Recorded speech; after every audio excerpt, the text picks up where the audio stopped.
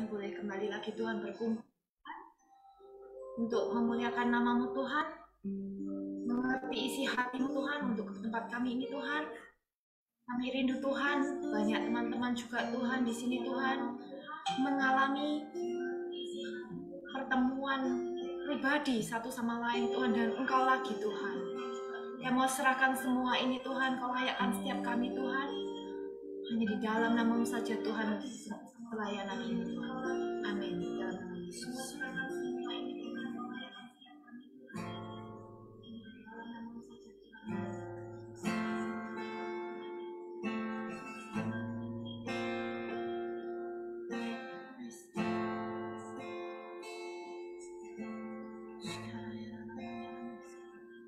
Ya Tuhan,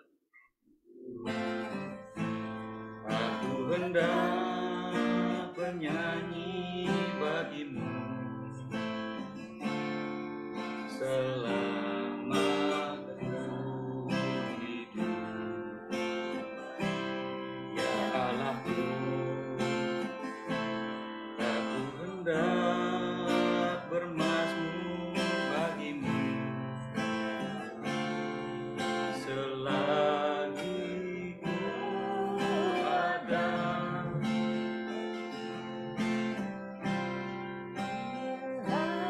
Ya Tuhanku, bersuka dan hatiku bersuka dan hatiku bersuka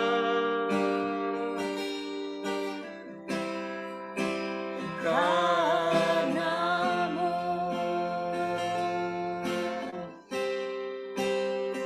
Sembah Dia.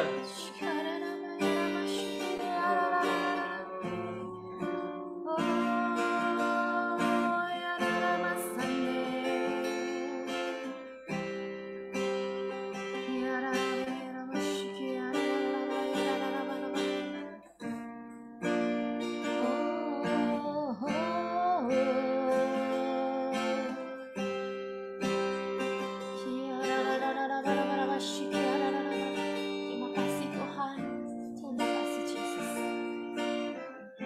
terima kasih buat semua yang Kau berikan pada kami Tuhan.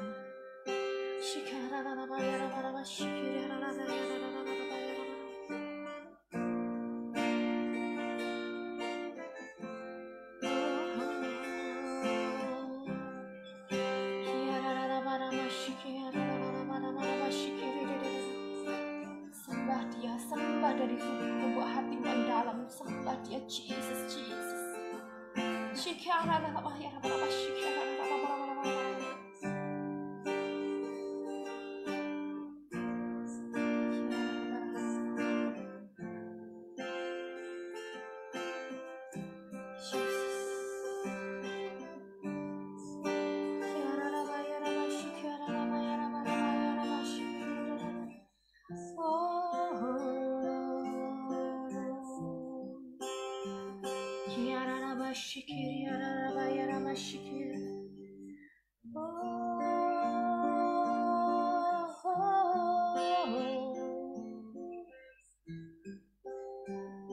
Thank you, Jesus.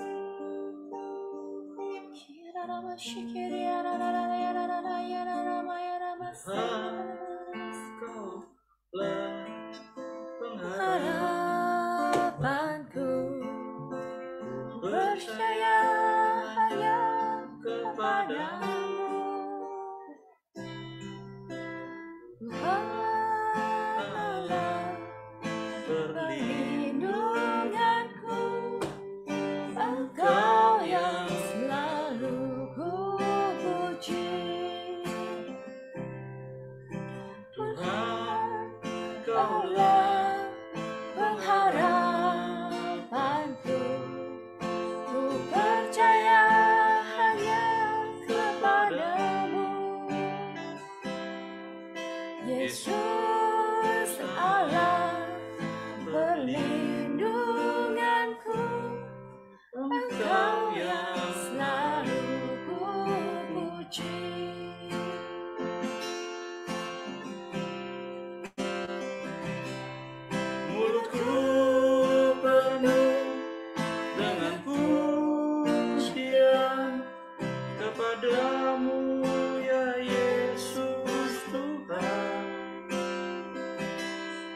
Sepanjang hari ku beri penghormatan kepadamu ya Allahku. Tuhan, Kaulah pengharapanku. Ku percaya hanya kepadamu, Yesus Allah perlindunganku, Engkau yang selalu ku puji.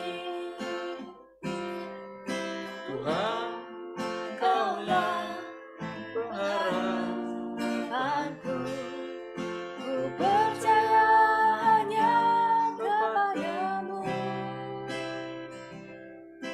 Yesus Allah perlindunganku, Engkau yang selalu ku puji.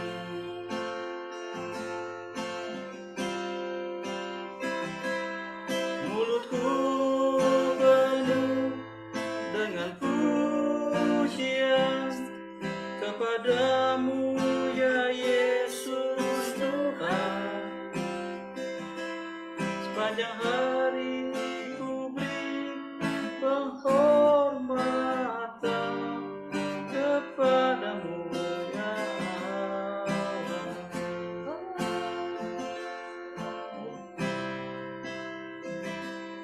Mulutku penuh dengan pujian sepanjang hari Yesus Tuhan. Sepanjang hari Ku beri penghormatan kepadamu ya Allahku, kepadamu ya Allahku, kepadamu ya ya Allahku.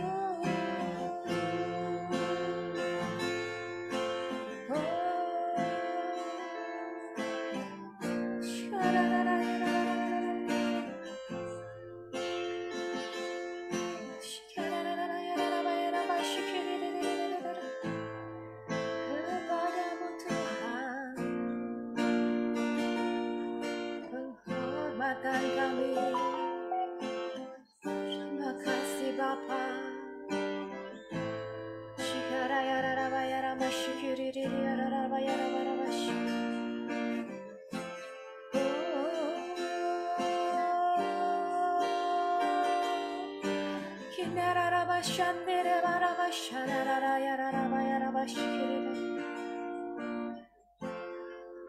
Oh, hanya kepadamu Bapa syukur kami.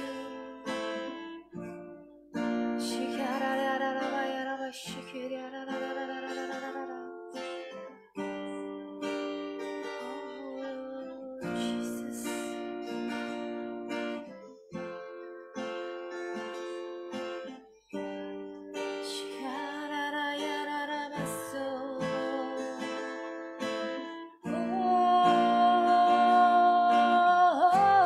banyak yang kau perbuat di dalam kasih-Mu sempurna terjadi di hidupku. Bapa yang mengasihi,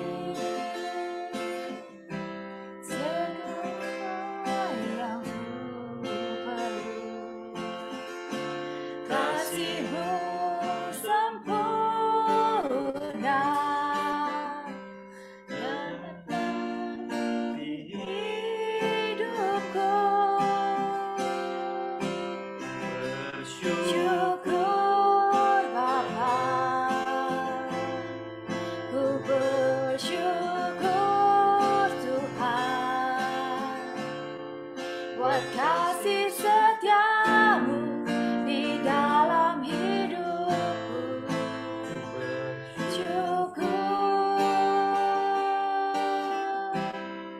Ku bersyukur Bapa, ku bersyukur Tuhan, buat kasih setiamu di dalam hidupku. Ku bersyukur Tuhan, ku bersyukur.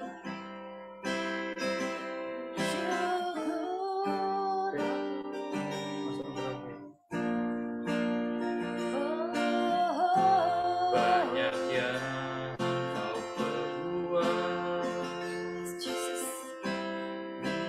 Dalam hidupku, rancangan indahmu terjadi di hidupku. Bapa yang mengerti segala yang ku penuh, kasih-Mu sempurna nyata di hidupku. Syukur Bapa, ku bersyukur Tuhan, buat kasih setiamu di dalam hidupku. Ku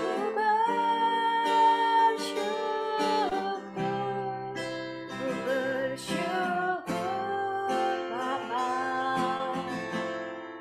ku bersyukur Tuhan, buat kasih setiamu di dalam hidupku. Ku bersyukur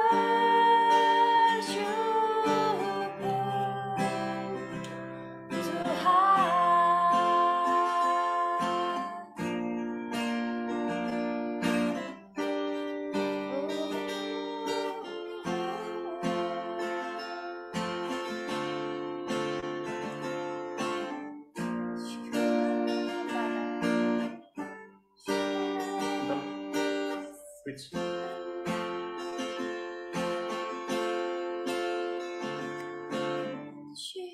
Tak ada lembah kelam yang tak ku lewati tanpa hadir-Mu. Hatiku takkan gentar, tak sampai menopangku.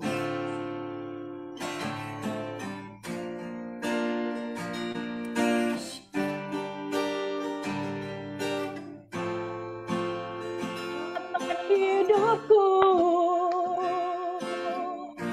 Kaulah Kaulah Yesus, Kaulah Tuhan, hanya Kau yang ku percaya. Yesus, Kaulah Tuhan, harapan hidupku. ku bersyukur. Syukur Bapa, ku bersyukur Tuhan, buat kasih setiamu di dalam hidupku. Syukur, ku bersyukur Bapa, ku bersyukur Tuhan, buat kasih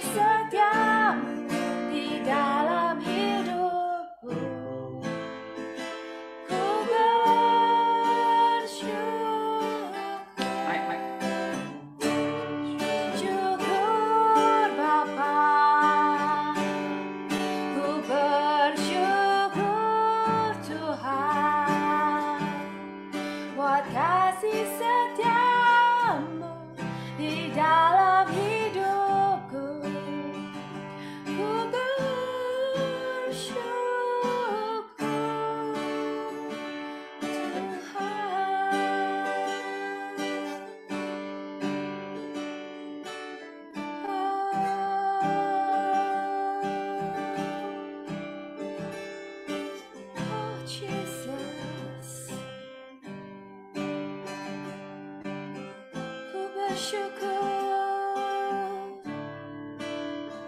Ku yakin kau Hadir di sini, rasakan kuasa saya tak terbatasku.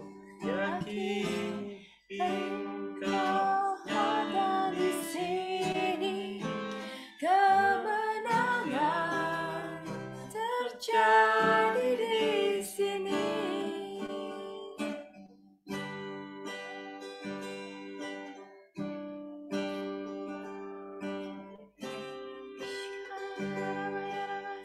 Memang gak buat ini.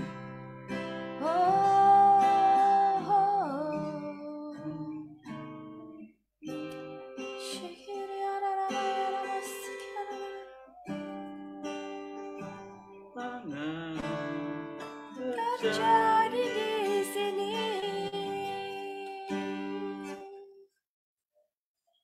Jesus. Kembalikan kepada host. Thank you. Silakan Cengeri. Ya, kita akan doa dulu ya. Bapa dalam sorga, Tuhan terima kasih Tuhan buat hadirat-Mu. Bapa, kami rindu mendengar firman-Mu. Tuhan, mari Tuhan, Engkau sendiri yang mengajari kami. Tuhan, Engkau pimpin mulut hamba-Mu ini Tuhan. Tuhan, supaya setiap kata-kata yang keluar itu Tuhan, benar-benar yang dari Engkau. Tuhan, sembunyikan hamba-Mu ini di balik salib-Mu Tuhan. Tuhan, setiap kami Tuhan, Engkau buka hati kami Tuhan, supaya kami ini bisa lembut hatinya, supaya kami bisa mengerti akan setiap firman-Mu Tuhan. Biarlah Roh-Mu sendiri yang berbicara untuk setiap kami, mengajar setiap kami, membawa kami pada segala kebenaran. Terima kasih ya Tuhan, terima kasih. Pegang mulut hamba-Mu Tuhan, kata-kata yang hanya dari Engkau yang keluar dari mulut hamba-Mu. Terima kasih Tuhan, terima kasih. Tuhan, biarlah kami Tuhan nanti keluar dari tempat ini, kami boleh mengalami kemenangan, kami boleh mengalami terobosan yang dari Engkau. Roh Kudus, ini adalah waktu-Mu. Mari Tuhan, Engkau yang mengambil alih semua waktu ini Tuhan. Tuhan, kami menyerahkan semuanya. Kami ini tidak bisa apa-apa tanpa-Mu Tuhan. Tuhan, kami mau menyerahkan semuanya kepada-Mu Tuhan. Terima kasih Bapa, terima kasih. Dalam nama Tuhan Yesus. Amin. Ya, puji Tuhan ya saudara ya. Hari ini saya akan meneruskan yang minggu lalu ya, untuk pembahasan buku Ariba. Hari ini saya akan membahas tentang menemukan buah roh ya. Kalau kita lihat dalam Kejadian 1 ayat 28, Tuhan itu bicara ya.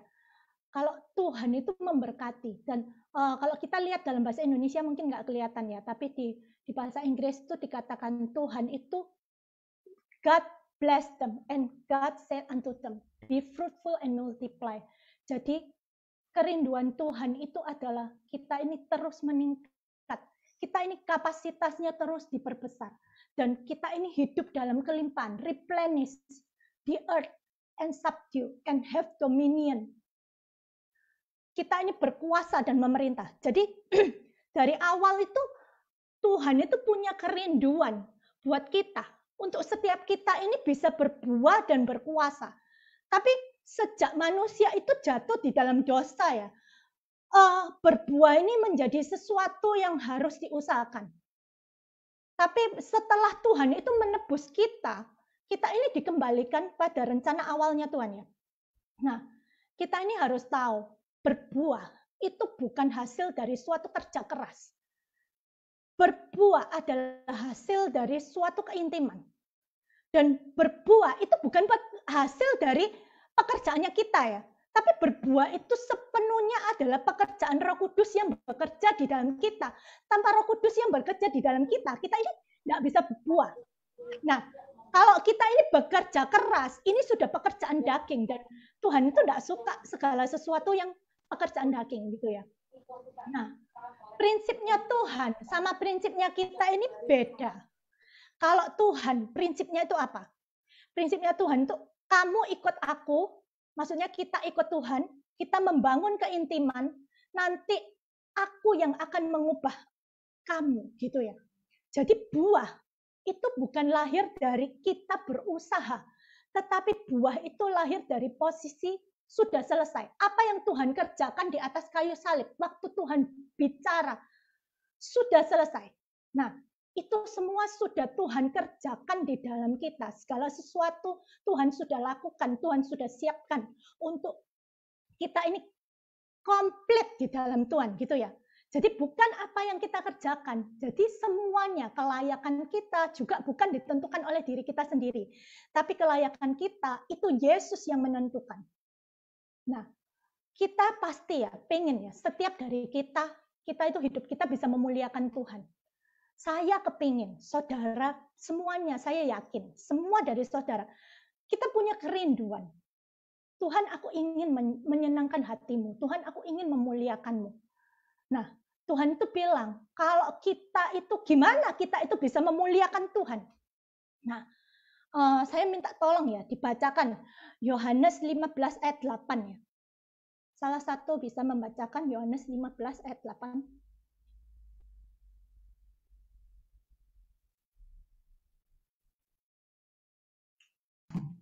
Yohanes 15 ayat 8. Dalam hal inilah Bapakku dipermuliakan, yaitu jika kamu berbuah banyak dan dengan demikian kamu adalah murid-muridku.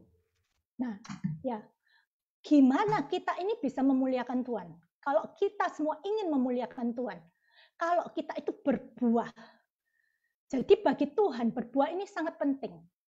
Kalau kita ini berbuah banyak, maka kita ini adalah muridnya Tuhan.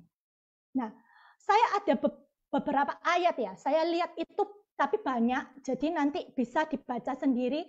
Minta tolong host bisa bantu tulis di chat ya. Saya nanti kasih rangkumannya saja. Lukas 13 ayat 6 sampai 9. Matius 21 ayat 19. Markus 11 ayat 12 sampai 14. Pelan-pelan, Ci. Pelan-pelan, diulang lagi. Lukas 13 ayat 6 sampai 9. Matius 21 ayat 19. Markus 11 ayat 12 sampai 14. Jadi semua ini tentang Tuhan waktu itu mencari buah. Tuhan mengutuki pohon ara yang tidak berbuah. Bahkan pada waktu itu ada murid-murid yang waktu itu Tuhan bilang, loh ini kok ketemunya daun aja. Bukan buah yang ditemukan. Tuhan itu mencarinya buah, bukan cuma daun. Bahkan pada waktu meskipun itu bukan musim buah, Tuhan itu cari buah, gitu ya. Nah, dalam Yeremia 17 ayat 7 sampai 8 dikatakan, diberkatilah orang yang mengandalkan Tuhan, yang menaruh harapannya pada Tuhan. Dia itu seperti pohon yang ditanam di tepi air, di tepi air, yang merambatkan akarnya pada batang air, yang tidak mengalami panas terik, dan daunnya itu tetap hijau. Tidak khawatir dalam tahun kering, dan tidak berhenti menghasilkan buah. Jadi kalau kita ini ikut Tuhan, Tuhan itu kenapa pengen, waktu itu saya heran ya, kenapa itu bukan musim buah, tapi Tuhan itu cari buah. Tapi kalau kita ini jadi murid-muridnya Tuhan, bahkan kita itu dalam masa-masa tahun-tahun yang kering, kita ini daunnya itu walaupun itu panasnya terik, daun kita ini bisa tetap hijau. Dan dalam masa-masa yang kering, kita pun tidak berhenti menghasilkan buah. Dan kalau kita lihat terjemahan dari firman Allah yang hidup ya, firman Allah yang hidup itu terjemahannya, dia terus-menerus menghasilkan buah, dan buahnya itu buah yang baik. Ditulis seperti itu ya. Jadi buah ini begitu penting bagi Tuhan. Nah, prinsipnya Tuhan itu adalah semuanya dari Tuhan, oleh Tuhan, untuk Tuhan. Kita nggak bisa apa-apa. Semuanya itu dari Tuhan. Oleh yang membuat kita bisa juga Tuhan. Dan untuk Tuhan. Jadi prinsipnya kita ini bukan jadi orang baik, tapi orang benar yang buahnya kita ini bisa dinikmati oleh orang lain. Sehingga orang itu pada waktu dia menikmati buahnya kita, dia itu bisa melihat Kristus itu lewat hidup kita. Nah, sekarang kita lihat ya, apa saja buah roh itu. Nah, saya minta tolong Christine ya, untuk membacakan, soalnya ini saya minta dari terjemahan TPT ya, yang bahasa Inggris. Yang punya Alkitab TPT bahasa Inggris. Ya apa? Nomor piro? Galati 5 ayat 22-23. Galatia 5 ayat 22-23.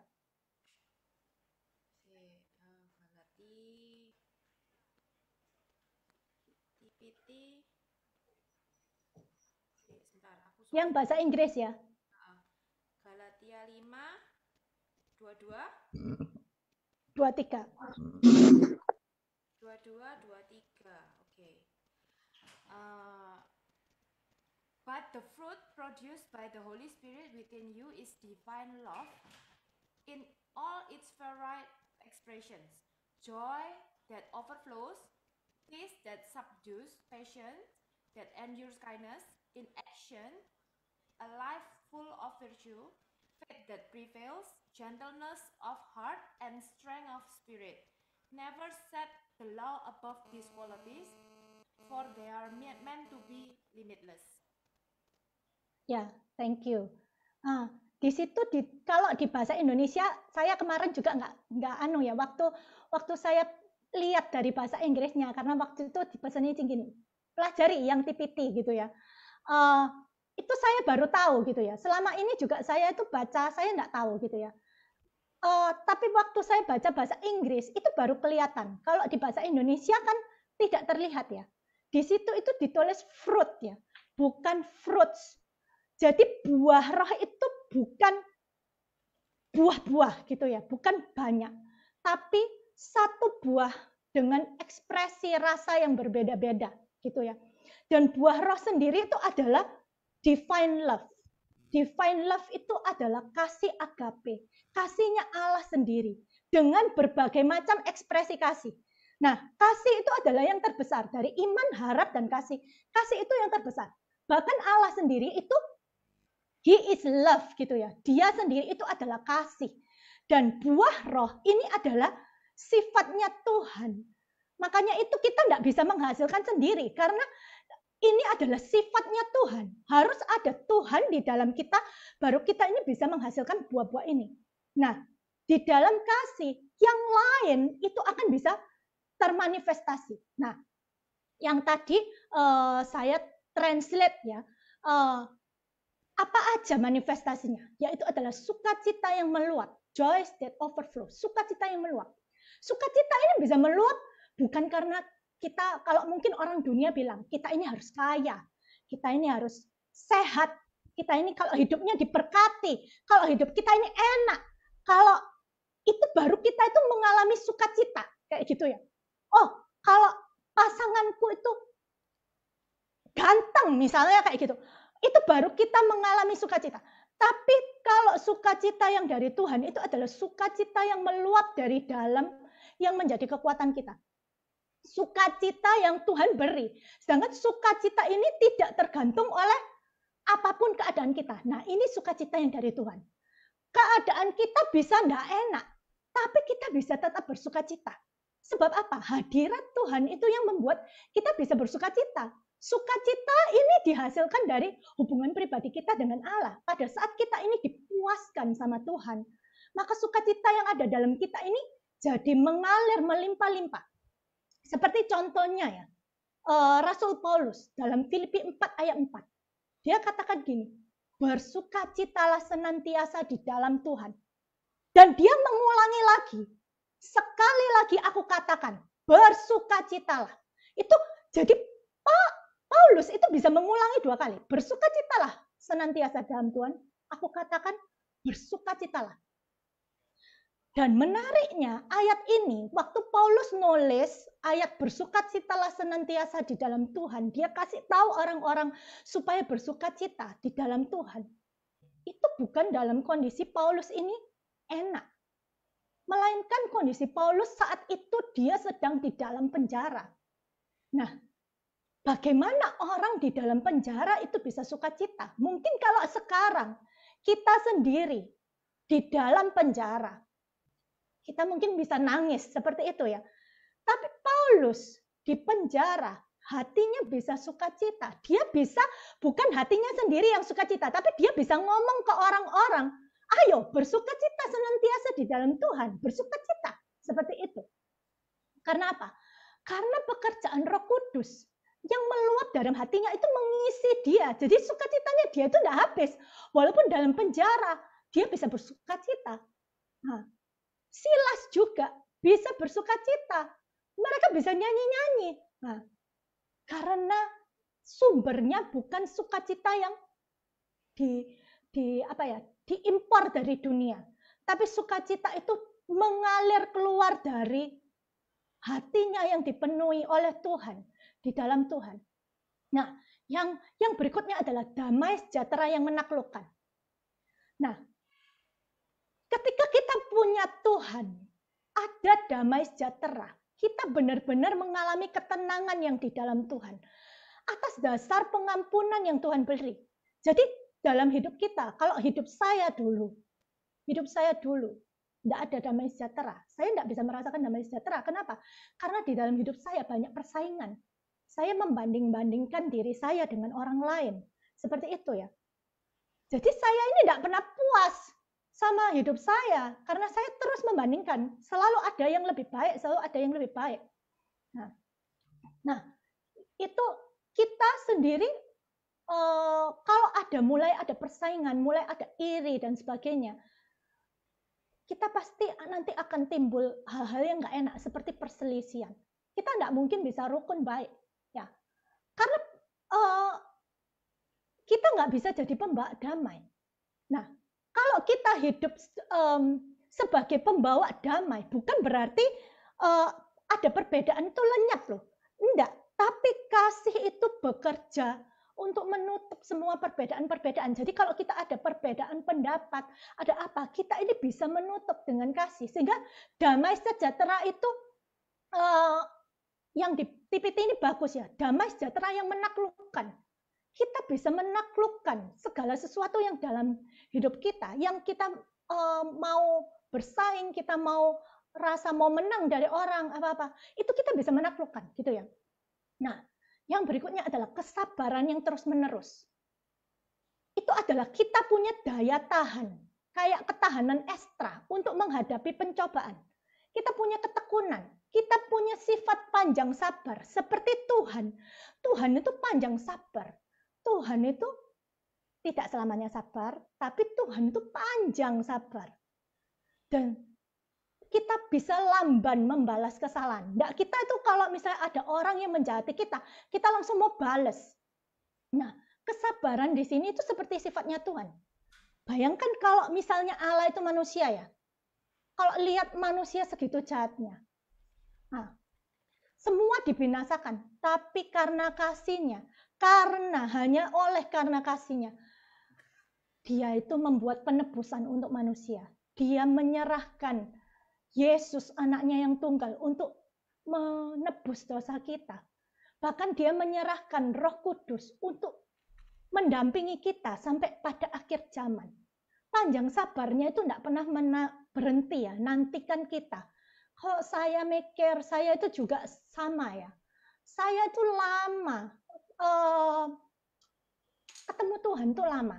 Tapi Tuhan itu tidak berhenti untuk terus mengundang, untuk terus menerima pada saat setiap kali saya jatuh, pada saat setiap kali saya mau kembali pada Tuhan. Tuhan tidak berhenti untuk menantikan, gitu ya. Sampai saya itu merasa, Tuhan kamu kok mau ya menanti-nantikan aku yang seperti ini ya. Tapi Tuhan itu menanti gitu ya. Seperti anak yang terhilang yang dinanti pulang. Seperti anak bungsu yang sudah hilang. Tapi Tuhan itu menanti pulang. Dan Tuhan itu justru dia menunjukkan kasihnya lebih dulu gitu ya. Dia yang berlari lebih dulu. Tidak mempedulikan betapa kotornya badan si anak bungsu, betapa baunya badan si anak bungsu yang bau babi. Tapi dia menanti. Dan saat dia menanti, dia menerima. Seperti itu. Nah, terus kebaikan hati yang ditampilkan. Kebaikan hati ini bisa kita ini tidak suka dengan kekerasan. Nah, kita ini dermawan. Tapi itu bukan, kalau kebaikan hati ini bukan cuman di dalam hal memberi ya, materi. Tapi kita juga bisa memberi sesuatu, misalnya senyuman kepada orang. Kita bisa memberi perhatian kepada orang, perhatian yang mungkin kecil, tapi kita bisa memberi perhatian. Kita bisa membagi apa yang hikmat yang Tuhan beri untuk kita. Itu adalah kebaikan hati yang ditampilkan. Dan selanjutnya adalah kehidupan yang penuh dengan kebajikan. Yaitu kita punya kejujuran hati. Hidup di dalam kebenaran dan di dalam kasih Tuhan. Juga iman yang berkemenangan. Iman yang berkemenangan itu adalah iman yang bersandar pada kesetiaan Tuhan.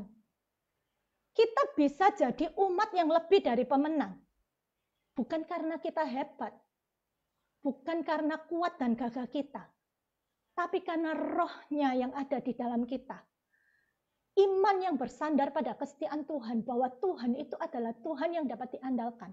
Kita itu pasti menang, sebenarnya kita itu pasti menang. Kenapa? Karena sebelum kita mengalami semuanya, sebenarnya Tuhan itu sudah memberikan jalan keluar. Dalam 1 Korintus 10 ayat 13. Setiap apa yang kita alami itu tidak melebihi kekuatan kita. Dan pada waktu kita dicobai, kita itu diberikan jalan keluar supaya kita dapat menanggung itu. Nah, saya ingat satu hal ya. Bagaimana kalau orang itu sebelum ujian, seperti orang itu tes di sekolah. Kalau orang itu tes di sekolah, terus jawabannya sudah ada. Kira-kira kita itu pasti bisa lulus atau enggak lulus? Kita pasti bisa mendapat nilai yang baik apa enggak? Pasti bisa dapat nilai baik. Karena Tuhan itu sebelum kita itu mengalami segala sesuatu, jalan keluar itu sudah Tuhan berikan supaya kita itu dapat menanggung. Jadi kita itu sebenarnya kita itu punya keyakinan kita itu pasti menang. Kan kita tahu peperangan kita itu bukan peperangannya kita. Tapi peperangannya kita itu Tuhan yang berperang buat kita. Jadi kalau Tuhan yang di pihak kita, siapa lawan kita? Ya nggak ada. Jadi sebenarnya kita pasti menang, itu pasti menang. Tapi apakah kita itu mau berjalan bersama dengan Tuhan pada saat kita mengalami semuanya itu? Apakah kita itu mau percaya bahwa Tuhan itu sudah memberikan kemenangan bahkan sebelum kita itu berperang. Nah, yang berikutnya adalah kelembutan hati. Kelembutan hati ini bukan berarti kita lemah gemulai, seperti itu ya. Jadi kita bukan lemah gemulai, tapi kelembutan hati ini timbul dari satu kerendahan hati. Kelembutan hati ini mau menerima orang yang datang pada kita. Kelembutan hati ini bisa berkata-kata tidak kasar, tidak emosi, bisa terkontrol. Kelembutan hati ini tunduk kepada Tuhan, menundukkan diri, punya penundukan diri kepada Tuhan. Dan punya hati yang selalu mau diajar. Kalau kita punya hati yang selalu mau diajar, itu namanya hati yang lembut. Setiap kali Daud, kalau kita lihat Daud ya, bedanya Daud dengan Saul adalah respon hati yang diberikan itu respon hati yang berbeda. Saul itu tidak mudah untuk bertobat, tapi Daud setiap kali dia salah, dia itu cepat untuk bertobat. Ini sebenarnya ini kelembutan hati. Jadi dia selalu mau menerima, hatinya itu selalu siap untuk diajar, selalu siap untuk bertobat, selalu menundukkan diri kepada Tuhan. Dan dia itu tidak jadi cepat tawar hati pada saat dia mengalami hal-hal yang nggak enak. Dia itu tidak jadi cepat tawar hati. Dan yang berikutnya adalah kekuatan roh. Kekuatan roh ini adalah penguasaan diri. Ya seperti tadi yang saya sudah katakan, Tuhan itu memberikan kita kuasa untuk kita bisa dominion, berkuasa. Kita memiliki kuasa, kita memiliki otoritas untuk mengarahkan, untuk memerintah diri kita sendiri, untuk mendisiplinkan diri kita sendiri. Nah, Rasul Paulus katakan apa? Tiap orang yang ambil bagian dalam pertandingan, kita semua ini di dalam pertandingan, ikut Tuhan itu kita bertanding.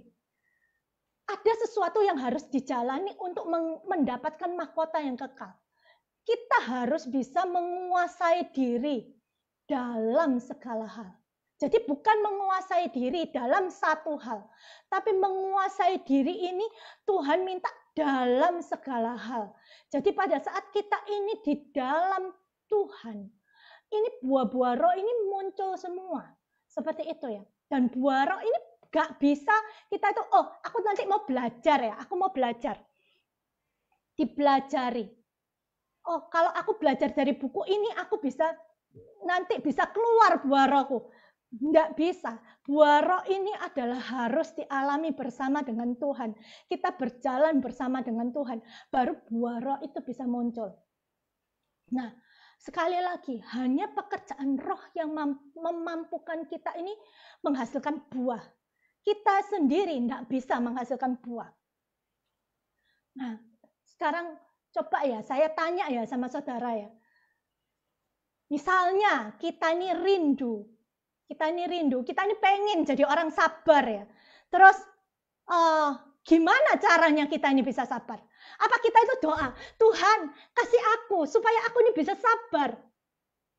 Tuhan tolong aku, berikan supaya aku bisa sabar. Terus setelah selesai berdoa, kita langsung tentring kita seperti sulapan, kita langsung jadi, oh ya aku sabar. Langsung jadi seperti itu.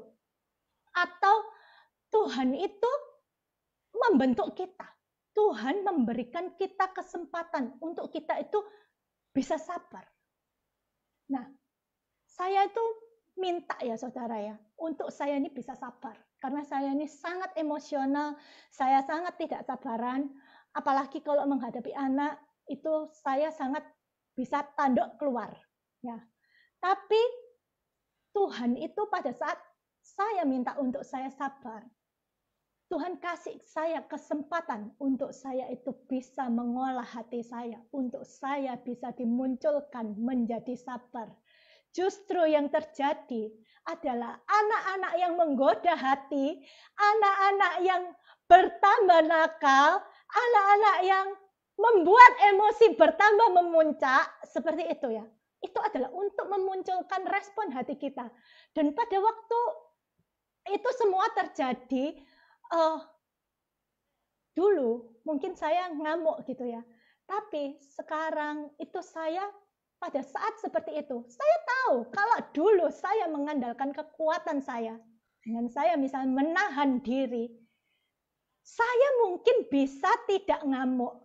Tapi di dalam sini, tambah lama tambah dalam, tambah lama tambah dalam, seperti itu ya. Dan nanti satu kali, itu saya akan meledak dan ngamuknya semua orang saya marahi. Bukan cuma anak saya, mungkin semua orang yang saya lihat di sekitar saya itu kena semua seperti itu. Nggak terkecuali gitu ya. Jadi misalnya saya di tempat kerja, saya nggak enak hati. Semua yang di rumah, semua yang pokoknya yang di sekitar saya harus menyingkir dari saya karena ini tanduk sudah keluar seperti itu. Tapi pada saat saya mulai, ya Tuhan, aku enggak bisa. Memang aku enggak bisa. Aku tahu, aku sudah mencoba. Berkali-kali aku mencoba. Yang hasilnya tidak pernah aku bisa jadi orang sabar. Tapi pada saat saya meletakkan diri saya di hadapan Tuhan, pada saat mulai anak-anak saya bikin masalah, dan saya duduk di kaki Tuhan, saya merendahkan diri di hadapan Tuhan. Saya minta Tuhan tolong. Itu masalah selesai dengan sendirinya. Apa saya bisa sabar? Saya bisa emosi itu turun. Tapi bukan karena saya menahan. Tapi Roh Kudus itu yang memberikan saya kekuatan untuk saya itu bisa berbuat yang benar di hadapan Tuhan. Kita berbuat benar di hadapan Tuhan bukan karena kita mampu. Kita mungkin tidak mampu, tapi Roh Kudus itu memampukan kita untuk kita itu berbuat benar. Nah, kuncinya mengampuni adalah dan mengasihi orang lain adalah mengingat betapa banyaknya kita ini sudah diampuni sama Tuhan. Jadi kalau kita mengampuni anak kita mengampuni orang yang bersalah sama kita, itu tidak sebanding sama apa yang Tuhan lakukan. Pada waktu Yesus itu mengampuni dan mengasihi kita, mengampuni bahkan mengasihi kita, bahkan mengangkat kita dari yang jelek menjadi yang indah, itu tidak sebanding. Nah, itu memberikan kita kekuatan untuk kita ini bisa mengampuni orang yang jahat sama kita, bisa mengampuni orang yang bersalah sama kita, karena kita menyadari pengampunan dan kasih Tuhan yang tidak terbatas itu sudah ada dalam kita.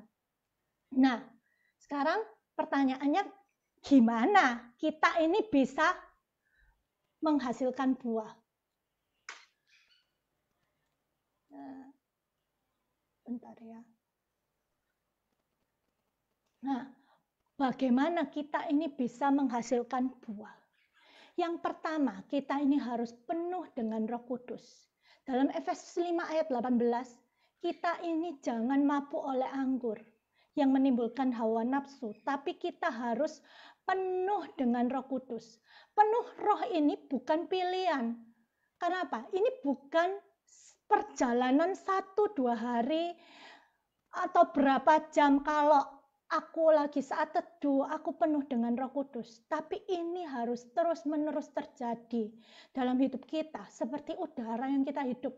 Ini menjadi suatu keseharian dalam hidup kita. Nah, terus gimana caranya bisa dipenuhi Roh Kudus? Orang yang bisa dipenuhi Roh Kudus adalah orang yang mau menyediakan hati untuk terus haus dan lapar akan Tuhan. Tuhan bilang gini, datang padaku yang haus dan lapar. Aku akan beri engkau minum, maka engkau tidak akan haus lagi. Karena air yang kamu minum itu akan jadi mata air yang memancar sampai kehidupan yang kekal. Jadi bukan cuma di sini. Kita ini kalau hidup di sini kita tidak mengalami mata air, jangan-jangan. Karena ini bersambung sampai di sorga, sampai kekekalan. Jangan-jangan kita juga tidak dapat sorga yang di sana. Karena Tuhan itu bilang, kita itu akan mengalami sorga itu mulai dari di dunia. Dan itu air yang memancar dalam kita, kesukaan Roh Kudus yang memancar dalam diri kita itu adalah dari sini sampai kehidupan yang kekal. Jadi itu bersambung. Jadi kita sudah mengalaminya pada waktu kita di dunia. Jadi kita jangan merasa cukup, aku sudah selamat, aku sudah percaya Tuhan, sudah cukup. Apa kita sudah cukup puas dengan kita sampai di situ? Atau kita itu berkata sama Tuhan, Tuhan, aku mau lebih lagi, sampai Engkau menguasai sepenuhnya hidupku. Seperti Daud ya yang katakan, Tuhan kan boleh ambil apapun dari aku, asal kau jangan ambil roh-Mu dari aku. Yang paling kita perlukan itu rohnya Tuhan. Kalau kita tanpa rohnya Tuhan, kita itu tidak bisa apa-apa. Nah, biarlah setiap kita punya kerinduan yang sama seperti apa yang Daud rindukan. Tuhan, jangan ambil roh-Mu dari aku. Nah, yang berikutnya adalah tinggal di dalam roh. Kalau kita ini di luar Roh Kudus, kita ini tidak bisa berbuat apa-apa. Kita mau baca Yohanes 15 ayat 1-8. Silahkan yang bisa membacakan.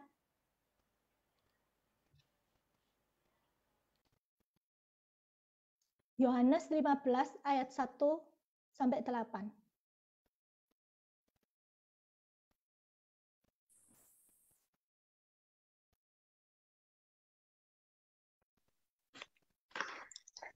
Yohanes 15 ayat 1. Akulah pokok anggur yang benar dan Bapakulah pengusahanya. 2. Setiap ranting padaku yang tidak berbuah dipotongnya, dan setiap ranting yang berbuah dibersihkannya supaya ia lebih banyak berbuah. Ya. 3. Kalau memang sudah... Stop dulu. Nah, jadi ranting yang tidak berbuah itu akan dipotong. Dan ranting yang berbuah, jadi dua-dua dikerjakan sama Tuhan. Yang tidak berbuah dipotong, yang berbuah itu dibersihkan supaya lebih banyak buahnya. Nah, baik dipotong maupun dibersihkan, ini enggak adalah satu tahap yang enggak enak.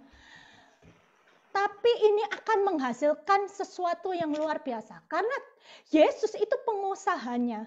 Itu dia tahu bagaimana caranya menangani setiap kita, kelemahan-kelemahan kita. Bisa dilanjutkan? Cik Kuelan, bisa dilanjutkan? Ketiga ya. Ya. Kamu memang sudah bersih karena firman yang telah kukatakan kepadamu. Keempat, tinggallah di dalam aku dan aku di dalam kamu. Sama seperti ranting tidak dapat berbuah dari dirinya sendiri kalau ia tidak tinggal pada pokok anggur. Demikian juga kamu tidak berbuah jikalau kamu tidak tinggal di dalam aku. Kelima. Ya, stop sampai sana dulu. Stop sampai sana dulu. Jadi apa yang kita perlukan supaya kita itu bisa berbuah adalah kita tinggal di dalam Tuhan. Tinggal di dalam Roh itu berarti terus masuk di dalam hadiratnya Tuhan. Masuk dan tinggal dalam ruang rahasianya Tuhan. Saat kita tinggal dan melekat pada seperti ranting pada pokok. Pokok itu yang memastikan kita itu berbuah. Jadi ranting ini tergantung pada pokoknya. Kalau pokoknya hidup, kita itu pasti hidup. Dan Yesus itu kan hidup. Yesus itu kan sumber dari segalanya. Pokok tugasnya kita adalah melekat seperti ranting pada pokok. Kita jangan mau goyang-goyang sendiri, pakai caranya kita sendiri, sehingga ranting itu nanti bisa putus. Kalau ranting itu putus, kita juga nggak bisa terima sari-sari lagi dari pokok. Dan akhirnya kita itu mati. Bagaimana kita itu bisa berbuah kalau kita ini mati? Nah, tapi kalau kita diam, kita melekat, kita ini makan nutrisinya Tuhan itu yang dari pokok pohonnya itu, soe itu akan menghidupkan kita. Saat kita menyatu dengan Tuhan, kita itu akan dimampukan untuk bisa hidup dalam kuasa firman-Nya. Apa yang Bapa alirkan di dalam Yesus itu akan mengalir dalam kita.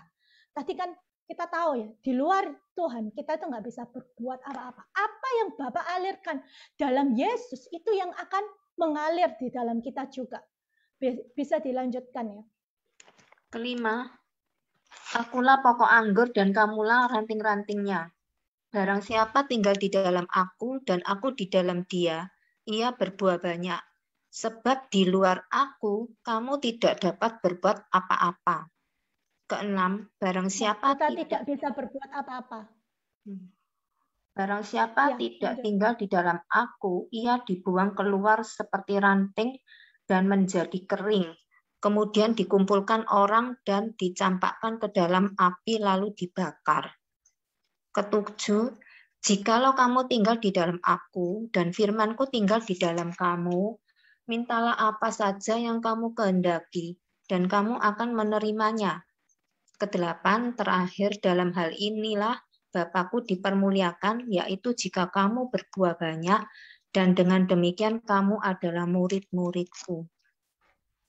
Ya, jadi kita yang penting adalah kita menyatu. Kita tidak bisa berbuat apa-apa di luar Tuhan. Yang bisa ya seperti yang tadi saya katakan, kita bisa jadi orang yang menekan diri. Tapi orang yang menekan diri tanpa Roh Kudus, tanpa kasih Allah yang masuk dalam kita, kita nggak bisa akan tahan. Kita tambah lama, tambah meledak, tambah parah. Jadi kita mau jadi orang baik, kita nggak bisa jadi orang baik. Kita mau jadi orang benar, kita nggak bisa jadi orang benar. Yang memampukan kita adalah Roh Kudus saja. Nah, yang berikutnya adalah bagaimana supaya kita ini berbuah. Galatia 6 ayat 6. Kita harus menabur dalam roh. Sebab barang siapa menabur dalam daging, dia akan menuai kebinasaan dari dagingnya. Tapi orang yang menabur dari roh, kita akan menuai hidup yang kekal dari roh itu. Jadi kita harus memperhatikan apa yang kita tabur untuk dalam kehidupan kita. Apa yang kita tabur? Apa yang kita tabur itu pasti kita akan menuai. Kalau kita menabur daging, ya kita akan menuai kebinasaan. Tapi kalau orang menabur roh, dia akan menuai kehidupan yang di dalam roh. Nah, seringkali kita itu kalau ada kayak tadi ya, misalnya kalau dulu itu saya juga lakukan itu ya. Kalau anak saya nakal gitu ya, saya bilang ini setan gitu ya, ini setan. Tapi seringkali kita ini sebenarnya saya rasa kita ini bukan melawan setan. Setan itu sebenarnya sudah kalah ya.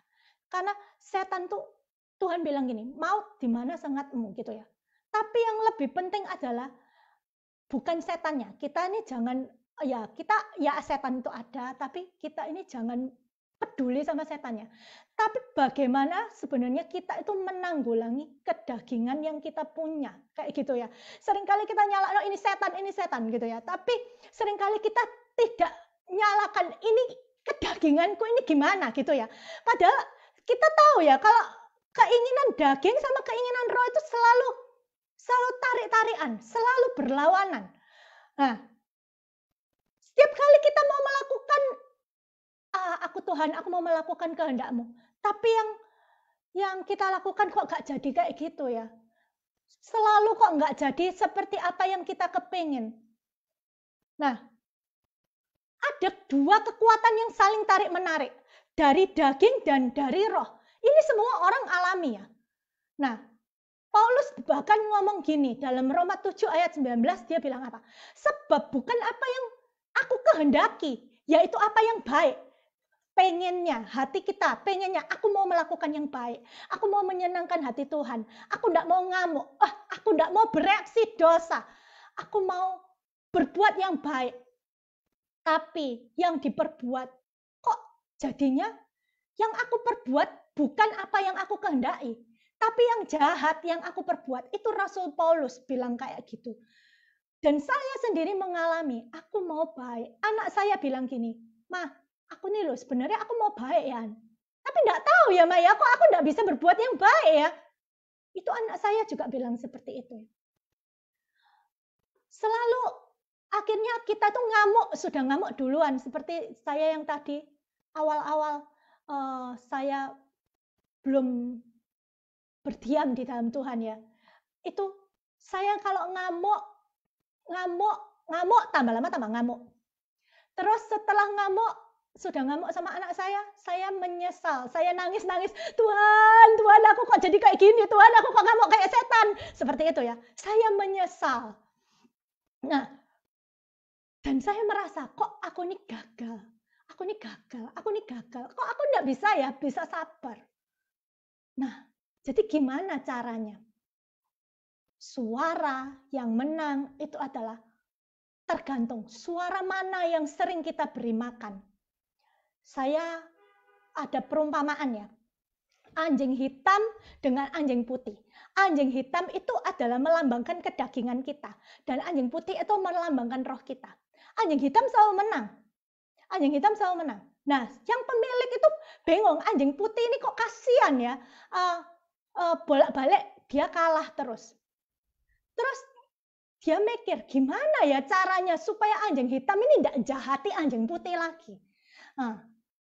Terus dibilang gini, kamu buat anjing hitam itu jadi lemah. Baru nanti anjing putihnya itu dibuat jadi kuat.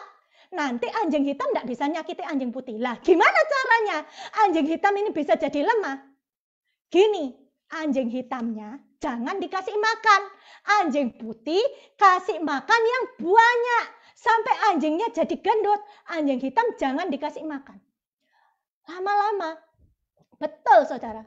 Anjing yang hitam tidak pernah dikasih makan, dia jadi kurus, dia jadi lemah. Waktu bertengkar sama anjing putih, ya yang putih yang menang. Loh, kok sekarang yang putih yang menang? Yang dulu yang hitam yang berkuasa, sekarang yang putih yang menang. Karena yang diberi makan adalah anjing yang putih. Jadi anjing yang putih sekarang kuat. Nah, begitu pula dengan kedagingan kita dan roh kita. Mana yang kita pilih untuk ditabur? Mana yang kita pilih untuk dikasih makan? Saat kita kasih makan daging terus, ya kita akan terus jatuh. Tapi kalau kita kasih makan roh kita kasih makan firman, kita menyembah Tuhan, maka roh kita itu jadi kuat. Nah, waktu saya ikut worship class ya, itu di dalam worship class itu dibilang gini, apa yang kita melakukan penyembahan, Tuhan itu sebenarnya bukan gila untuk disembah. Tapi saat kita melakukan penyembahan, itu sebenarnya buat kita. Pada saat kita melakukan penyembahan kepada Tuhan, kita akan menjadi seperti yang kita sembah. Kita akan semakin serupa dengan yang kita sembah. Nah, itu. Jadi, bagaimana kita mau pilih kasih makan roh kita atau kasih makan daging kita? Kita mau pilih, wah daging kita tak kasih film Korea. Daging kita tak kasih handphone. Daging kita tak kasih apa yang memuaskan hidup kita. Atau kita memberi makan roh kita yang dikuatkan. Saya percaya saat roh kita ini dikuatkan, memang itu proses ya, enggak langsung. Tapi pada saat roh kita bertambah kuat, kita melawan itu jadi lebih mudah. Kayak gitu ya. Dulu mungkin kita melawan itu berat, karena kita seperti tidak punya kekuatan. Tapi kalau kita nih roh kita terus diberi makan, maka kita ini bisa punya kekuatan untuk kita ini melawan. Nah, yang berikutnya adalah berjalan dalam roh. Kita tidak mungkin bisa berjalan dengan Roh Kudus kalau kita ini tidak kenal Roh Kudus. Jadi kita ini perlu jadikan Roh Kudus itu our best friend gitu ya.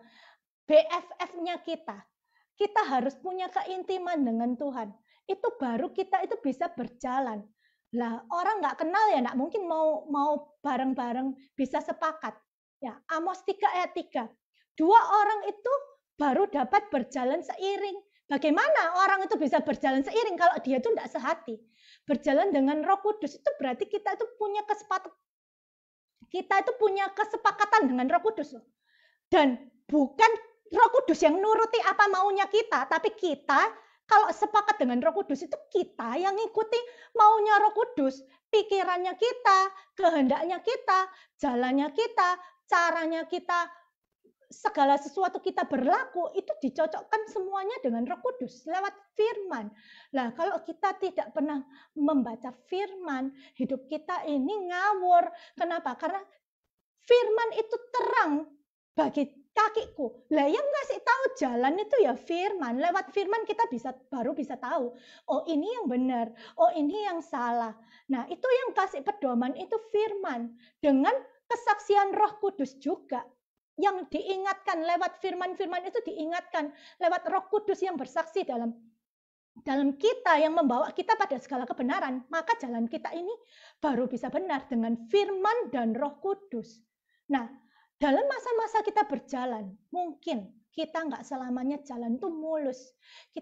Waktu kita seperti anak-anak kita belajar berjalan, kita banyak jatuh, tapi Tuhan itu suka kok lihat anak-anaknya itu belajar. Waktu belajar jalan, dia enggak bilang, kamu kok bodoh, kamu kok jatuh. Enggak. Tapi Tuhan selalu kasih semangat buat kita. Ayo, coba lagi. Kamu pasti bisa. Kamu pasti bisa. Ayo bangkit lagi. Kamu jatuh. Tapi tidak selamanya. Kamu tuh jatuh, kamu tuh akan tergeletak. Sebab aku itu menopang kamu. Ayo coba lagi. Kamu pasti bisa. Nah, seperti saya sendiri ya. Saya merasa ya, kalau saya itu belum jadi orang benar. Tapi waktu itu Tuhan tuh kasih saya lihat ya, seperti Gideon. Gideon tuh waktu itu masih pecundang ya, masih pengecut. Tapi Tuhan bilang, Gideon tuh kamu pahlawan yang gagah perkasa. Seperti itu. Kalau kita lihat Ayub itu dapat jempol dari Tuhan ya. Kamu ini orang yang jujur, saleh, menjauhi kejahatan. Tapi sebenarnya dalam kehidupannya Ayub sendiri ini belum terlalu mengenal Tuhan loh. Dia bilang dari kata orang. Dulu dari kata orang aku tahu tentang Tuhan. Tapi sekarang aku baru kenal Tuhan sendiri. Itu di belakang. Tapi di depan Tuhan itu 2 kali Tuhan itu bilang. Ayub itu Tuhan kasih jempol, dia orang yang berkenan di hadapan Tuhan. Seperti itu. Nah, seringkali apa yang saya rasakan, saya juga belum jadi orang benar. Tapi apa yang pandangan Tuhan terhadap saya itu sudah jadi orang benar. Kenapa? Karena semuanya itu dilakukan Yesus. Bukan saya yang dilihat, bukan Mary yang di sini yang dilihat, tapi Bapa itu melihat Yesus yang membenarkan kita, yang membawa kita pada kebenaran, seperti itu ya. Nah, yang berikutnya, bagaimana kita bisa berbuah? Dalam Roma 8 ayat 5, pikirkan hal-hal yang dari roh, pikirkan apa yang baik, apa yang indah, apa yang sedap didengar, apa yang disebut kebajikan, pikirkan semuanya itu. Pikirkan perkara yang di atas. Pikirkan perkara yang di atas itu berarti berpikir dari sudut pandangnya Tuhan dan mencari apa yang Tuhan kehendaki dalam hidup kita. Kita jangan bilang, wah aku enggak bisa ngontrol. Tuhan bilang kita ini bisa mengontrol, kita bisa berkuasa, kita diberikan kuasa untuk mengontrol apa yang kita mau pikir dan gimana kita mau berespon. Makanya itu Amsal 4 ayat 23 bilang apa? Jaga hatimu dengan segala kewaspadaan. Karena dari sana itu ada terpancar kehidupan. Jaga hati dengan segala kewaspadaan itu berarti bukan enak-enakan. Kalau waspada itu berarti siap sedia dalam segala saat, itu alert ya, maksudnya terhubung dengan Tuhan, baru bisa waspada. Kalau kita itu koneksinya terputus, itu enggak bisa waspada. Tapi kalau kita terus menyambung sama Tuhan, itu baru kita bisa waspada. Itu jaga hati dengan waspada. Jadi ini dilihat, ini dilihat, ini dilihat, seperti itu. 1 Petrus 5 ayat 8, sadar. Jangan sampai kita ini mabuk. Kita ini harus sadar. Benar-benar punya kesadaran yang tinggi. Jangan mabuk dan berjaga-jaga. Bukan enak-enakan seperti tadi. Jaga-jaga itu seperti kalau prajurit. Dia itu kapanpun dia siap perang. Kayak gitu. Itu namanya berjaga-jaga. Jadi berjaga, kita juga harus berjaga-jaga dalam rohani kita berjaga-jaga sebab lawan kita iblis itu berjalan keliling, dia sudah siap-siap seperti singa yang mengaum-ngaum mencari orang yang dapat ditelan. Jadi dia itu terus siap-siap jalan-jalan keliling-keliling. Wah, kalau ada orang yang nggak siap langsung diterkam sama dia, seperti itu. Jadi kita yang harus terus siap. Nah, perhatikan setiap gerbang-gerbang rohani kita. Apa yang masuk dalam hidup kita? Apa yang mata kita lihat? Apa yang telinga kita dengar? Apa kata-kata yang kotor? Ataukah bahasa-bahasa yang jelek? Apa yang mata kita lihat? Apakah hal-hal yang kotor, hal-hal yang porno, hal-hal yang menyakiti hati Tuhan? Atau kita yang melihat adalah yang baik, yang Tuhan mau, firman, kita mendengarkan setiap puji-pujian penyembahan. Nah, kita harus selalu sadar bahwa iblis itu selalu mau mencuri damai sejahtera kita, sukacita kita. Karena musuh itu memang datang untuk membunuh, mencuri, dan membinasakan. Tapi Tuhan itu memberi hidup kelimpahan dalam segala hal. Hidup berkelimpahan dalam segala hal itu adalah hidup yang berkemenangan. Tapi kalau kita melawan iblis, dia akan pergi dari kita. Dan kita itu diberi Tuhan kuasa loh untuk melawan iblis dan menangkis panah api dari si jahat. Nah, terus bagaimana kita bisa berbuah? Lakukan semuanya itu di dalam nama Tuhan Yesus. Kolose 3 ayat 17-22. Apapun yang kita perbuat, perbuatlah dengan segenap hati untuk Tuhan, bukan untuk manusia. Kita harus percaya ada kuasa di dalam nama Yesus. Dalam nama Yesus. Artinya berarti kita mendatangkan, artinya kita itu melakukan sesuatu yang mendatangkan kehormatan bagi Kristus. Segala sesuatu dalam kehidupan kita itu hanya untuk kehormatan bagi Kristus saja. Jadi makanya itu kita melakukan apa-apa, Tuhan, aku mau melakukan ini. Aku enggak mau marah karena aku mau menyenangkan Tuhan. Kita lakukan dalam nama Yesus. Kita percaya bahwa ada kuasa di dalam nama Yesus. Nah, bagaimana hasilnya? Saat kita itu berbuah, buahnya itu baik, tadi dikatakan buahnya baik, dan buahnya itu banyak. Dan saat kita berbuah, buah itu dapat dinikmati orang lain untuk kemuliaan Tuhan. Jadi memang keselamatan kita ini bukan suatu keselamatan pribadi. Yang Tuhan inginkan adalah satu keselamatan korporat, yang orang lain juga karena kita diselamatkan. Lewat satu orang diselamatkan, orang lain juga bisa diselamatkan. Dan perintah utamanya Tuhan itu mengasihi Tuhan. Dan mengasihi sesama seperti diri kita sendiri.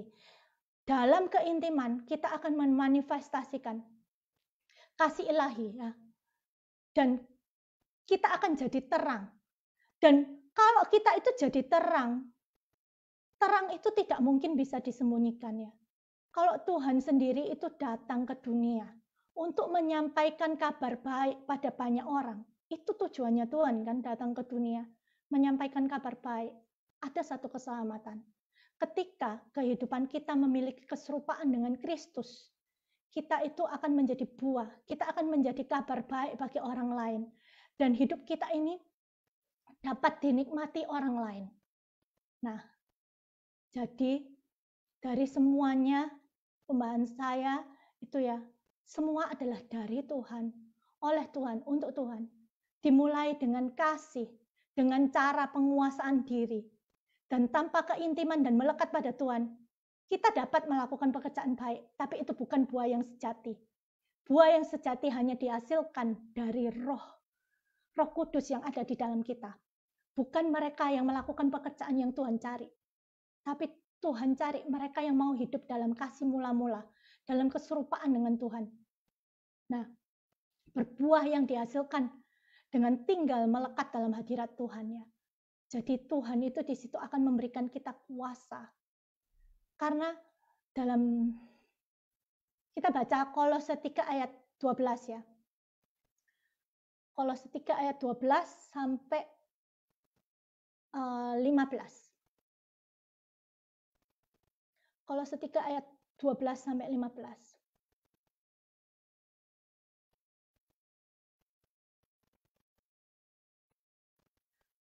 Bisa ada yang bacakan?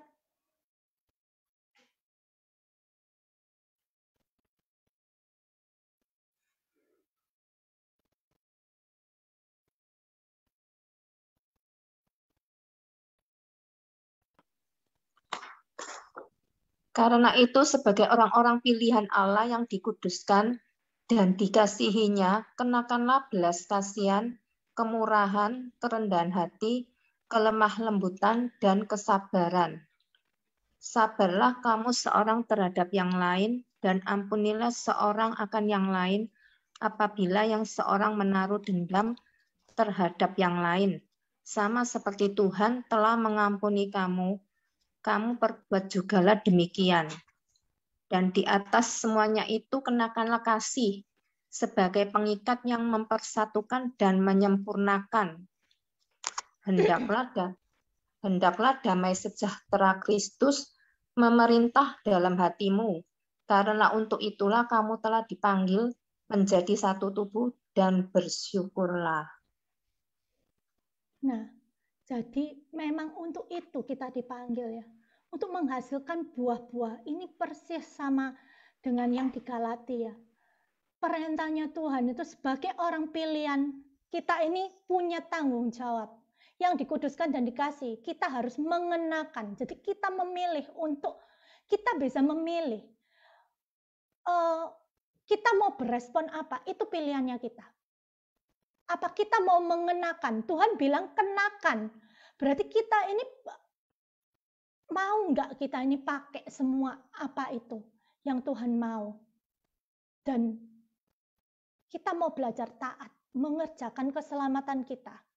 Terus, dalam setiap proses hidup kita, ini seumur hidup punya proses, kita terus mau mengenakan semua yang tadi sudah disebutkan ya, belas kasihan, kemurahan, kerendahan hati, kelemah lembutan, kesabaran.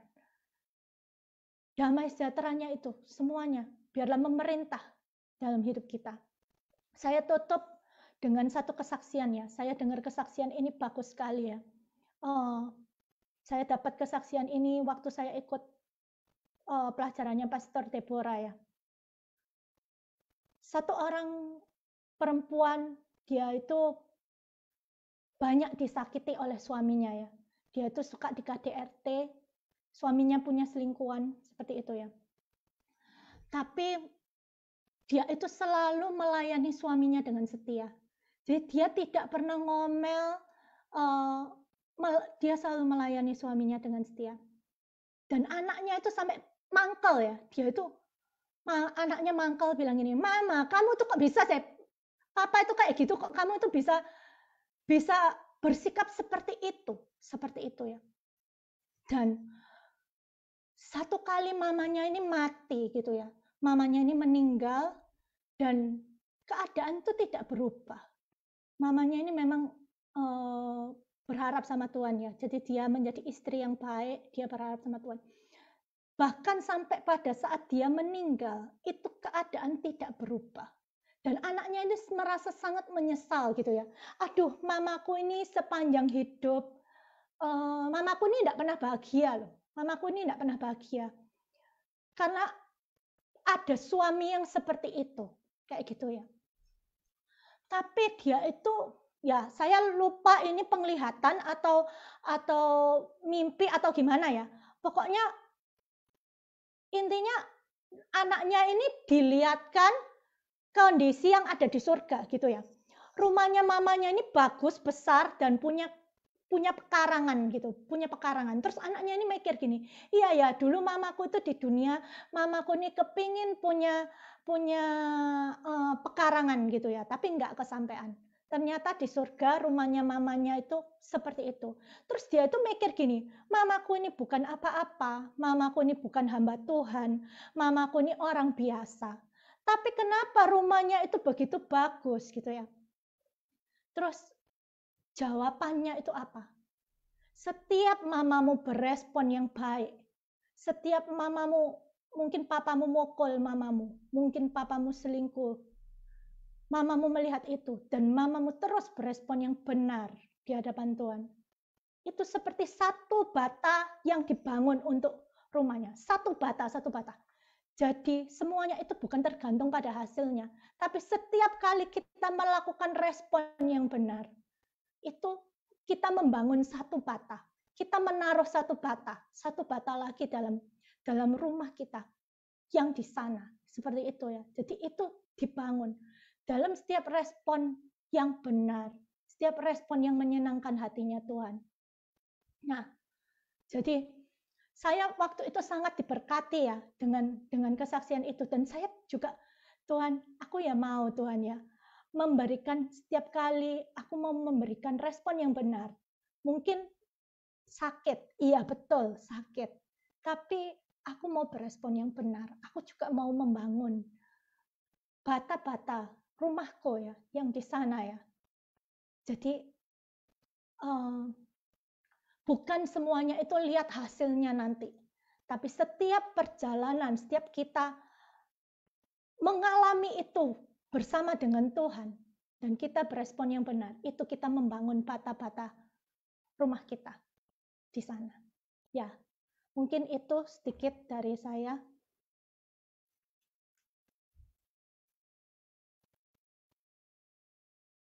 Saya kembalikan ke. Terima kasih Cemeri, sangat diberkati. Di sini juga ada penulis Ariba, C. Caroline, apa ada yang mau ditambahkan? Cukup sih, penjelasannya udah banyak sekali tadi. Ya, oke. Banget. Kalau gitu kita bukakan sesi tanya jawab ya.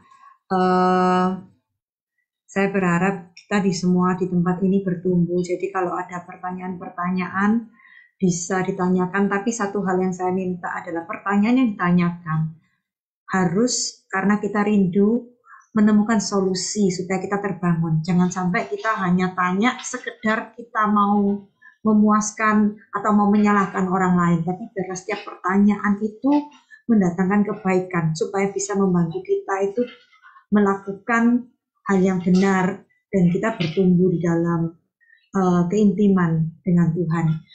Bisa chat atau bisa chat saya atau chat to everyone juga bisa. Atau mau open mic juga bisa, kita interaktif juga. Mungkin kalau ada yang mau bertanya bisa raise hand ya. Bisa raise hand terus open mic. Saya rasa apa yang dibagikan Cemeri itu sangat dasar ya. Kita semua pasti mengalami dan kita rindu berbuah. Cuma seringkali cara kita itu salah. Kita pakai kekuatan kita sendiri. Maka ketika kita pakai kekuatan kita sendiri, seringkali hasilnya itu udah gagal total.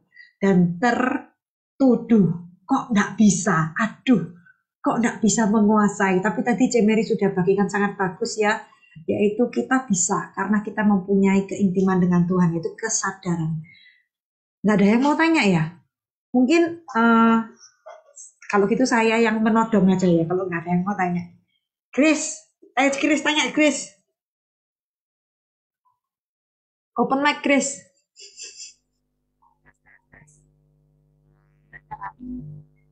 Ayo tanya Om.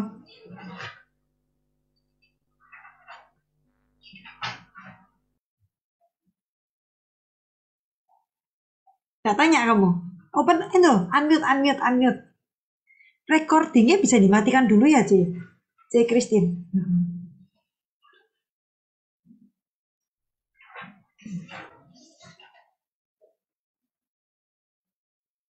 Nah, Chris belum unmute tuh. Ada nggak yang kamu merasa kamu pengen berbuah di bidang ini tapi susah, gagal terus nggak? Itu boleh tanya yang seperti itu. Suaranya tidak keluar lagi. Loh, di-unmute kan? Di-unmute nanti kan suaranya keluar. Kamu unmute coba. Ya oke. Coba. Halo. Oh iya, suaramu kok nggak keluar ya? Nggak keluar suaranya. Ya, kok nggak keluar ya? Ya udah. Kalau gitu, kalau boleh di chat aja Chris kalau suaranya nggak keluar. Atau mungkin Cekwelan, atau Merly, atau Devi, Cireni,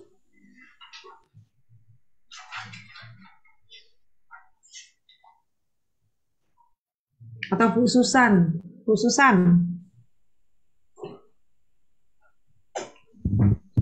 Belum. Kalau nggak tanya berarti sudah bisa praktek semua ya. Kita puji Tuhan, ini bisa berbuah semua. Neni, mau tanya Neni. Nah ini Grace keluar suaramu. Suaranya Devi. Iya Dev. Loh, nggak jadi tanya. Oh iya, C. Ya, mau tanya ya. Enggak sih, sebetulnya saya sendiri ditanya orang gitu loh. Tapi saya bingung ya jawab. Jadi selama ini ya saya diam aja sih. Nah, saya mau tanya, kalau misalnya kita bicara buah gitu ya, apakah orang yang memiliki hubungan yang intim dengan Tuhan itu selalu buahnya bisa maksudnya dirasakan orang di sekitarnya gitu loh. Soalnya saya tuh ditanya sama orang gitu loh, bahwa dia tuh melihat temannya yang begitu, maksudnya tekun ya dalam beribadah, itu begitu dekat lah, bukan sekedar, kalau orang tekun tuh kan mungkin bisa kelihatan pura-pura ya, tapi begitu cinta Tuhan lah, tapi dalam kehidupannya dia bukan orang jahat gitu loh, tapi biasa saja gitu loh, jadi tidak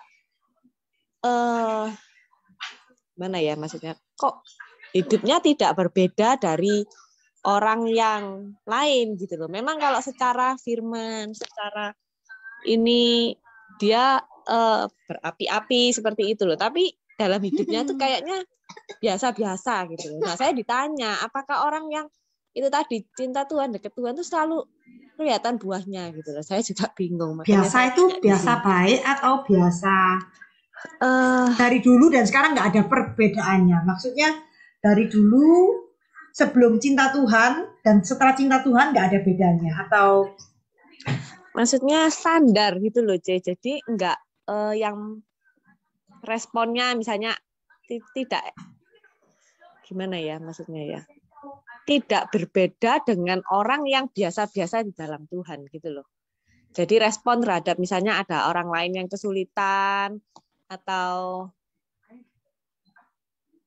jadi kayak ya jadi gimana ya? Dia Jadi orang lain yang mengenal orang yang cinta Tuhan ini kan kesannya, wah orang ini cinta Tuhan banget. Tapi waktu misalnya yang temennya ada kesulitan atau apa, dia juga bukan orang yang berdampak gitu loh maksudnya. Jadi ya kayak biasa-biasa saja gitu loh. Nah orang yang lain tuh merasa kok yang ini cinta Tuhan banget tapi kok nggak berdampak ya. Apakah Cinta orang Tuhan ini ngukurnya dari mana? ya selalu ngomongnya tentang Tuhan, terus kayak ya aktif dalam beribadah kayak gitu loh. Oh, ya. Bisa dijawab, Ce Mary. Nah itu gimana? Saya soalnya juga nggak bisa jawab, jadi cuman saya tampung aja gitu loh. Ya, kalau bagi saya ya, saya juga baca firman iya. Ini dalam saya jawabnya berdasarkan kehidupan saya sendiri ya. Saya baca firman juga iya, doa juga iya. Tapi apakah berbuah yang bagus? Ya enggak gitu loh. Enggak langsung gitu ya. Enggak langsung, tapi kita ini disempurnakan terus-menerus. Pokoknya kita mau aja, kita itu disempurnakan terus-menerus dan saya yakin itu perubahan bisa dirasakan oleh orang lain. Mungkin kalau kita sendiri mungkin belum bisa merasakan. Tapi orang lain tuh bisa merasa. Jadi kalau seandainya dia bilang, oh ini berapi-api ikut Tuhan. Terus dia juga ngomongnya tentang Tuhan terus. Apa kalau tidak ada buah, yang patut dipertanyakan, apakah sungguhan dia itu melekat dengan Tuhan? Itu karena kalau kita melekat pasti yang mengalir itu ya seperti Tuhan, walaupun mungkin perlahan ya, tapi nanti lama-lama akan dibentuk seperti itu saya percaya kayak gitu ya. Ya mungkin Kingin bisa menambahkan. Ya, kalau saya menambahkan itu ada dua segi ya, yaitu yang menilai dia biasa-biasa itu apakah juga objektif ya, seberapa dekatnya kita dengan orang itu. Mungkin dia sama si A yang sama-sama kita kenal, dia nggak meresponi. Tapi dengan orang lain di luar, si B, si C yang kita nggak kenal, dia menolong. Kita kan nggak pernah ngerti ya kan, karena orang kalau menolong orang kan nggak setiap kali dia akan diumbarkan semua. Nah mungkin porsinya sudah dialokasikan yang ini, jadi yang ini dia diem. Jadi itu ada dari pihak kita juga menilainya seperti apa. Namun saya percaya kalau buah roh itu pasti bisa dirasakan orang. Cuma ya buah roh, karena buah itu kan Tuhan juga berkata kan kita menilai orangnya dari buahnya. Dan buah roh itu kan luas sekali ya. Kalau kita ya paling enggak keluarga kita merasa kita berubah itu pasti ada. Kalau sempurna kayak Tuhan Yesus semua lagi dibawa semakin baik, semakin lembut hatinya. Nah, tapi paling enggak perubahan dulu dan sekarang ketika dia ikut Tuhan itu pasti bisa dirasakan. Dan buah roh bukan 1 bulan orang sudah kelihatan, tapi itu mungkin bertahun-tahun ya. Baru kita bisa merasakan, karena kita ini kan disempurnakan itu kan juga diolah lewat penempaan itu kan bukan 1 hari aku sabar langsung aku jadi sabar kan, enggak kan, kita ya juga dilatih terus kan. Wah kalau hadapi gini sudah sering-sering, wah makin sabar, semakin bisa mengendalikan, menguasai diri. Ya saya rasa seperti itu. Buah roh pasti ya dinikmati orang. Cuma orang yang menilai, apakah dia itu menilai karena dia sudah mengenal secara dekat, itu beda lagi. Kita menilai secara kulit, kayak saya lihat hamba Tuhan, kelemahan ini.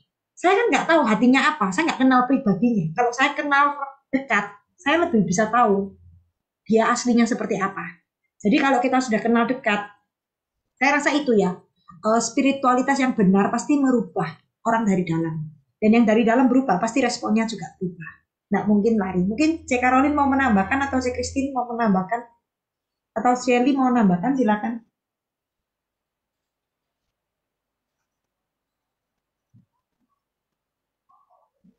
Silakan C. Nek mau nambah tinggal unmute C. Gak usah bayar. Kurang keras suaramu.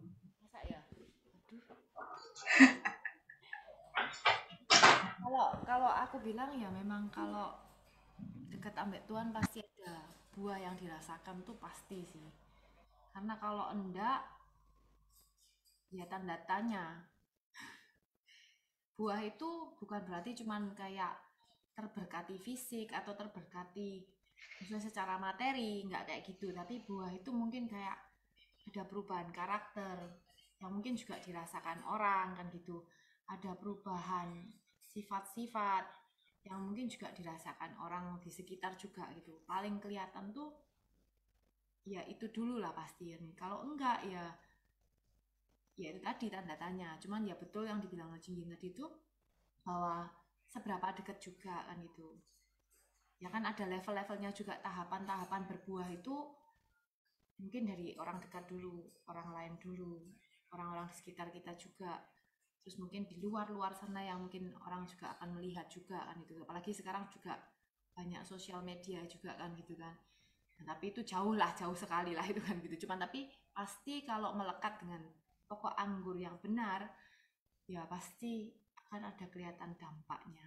Efeknya tuh pasti ada. Pasti kelihatan. Itu aja sih. Ya, dan kita sebagai orang yang menilai juga harus sangat berhati-hati ya, karena kadang-kadang ketika kita sudah menghakimi, meski dia baik, kita pun bisa menyangkal kebaikannya dia. Jadi kita pun juga harus dengan hati yang murni ya, kita mengenali dan tidak kayak, oh kamu pasti kayak gini gitu, berdasarkan omongan orang gitu. Karena kita kan kadang-kadang juga bisa seperti itu, tapi pastilah buah itu pasti bisa dirasakan orang. Pasti teman-teman atau keluarga sendiri itu pasti merasakan. Pasti mereka bilang ada sesuatu yang berubah. Jadi ke arah yang lebih baik gitu. Ya, mungkin ya setelah dengar dari Cece ngomong, mungkin kalau ringkasannya, kesimpulannya saya itu ya mungkin orang yang tanya saya itu dia lebih menilai dari yang kayak C. Christine bilang ya. Dia mungkin lebih ke berkat jasmani ya. Maksudnya kayak tindakan yang kurang lebih berkaitan dengan jasmani. Tapi mungkin orang yang cinta Tuhan itu pasti ada perubahan, paling tidak karakter. Dan yang pertama yang kayak C. Christine bilang, yang orang merasakan pasti orang terdekatnya dulu gitu loh. Kalau cuma sekedar teman, sekedar apa kan itu kayak lapisan berikutnya gitu ya mungkin ya. Jadi terus mungkin juga dia secara nggak langsung ngelihatnya kan dalam kurun waktu yang pasti bukan yang seperti keluarganya sendiri kan, yang setiap hari merasakan perbedaannya ya. Terus sama kita juga nggak boleh menghakimin orang kan ya. Jadi ya oke lah, saya maksudnya terima kasih ya dapat jawaban.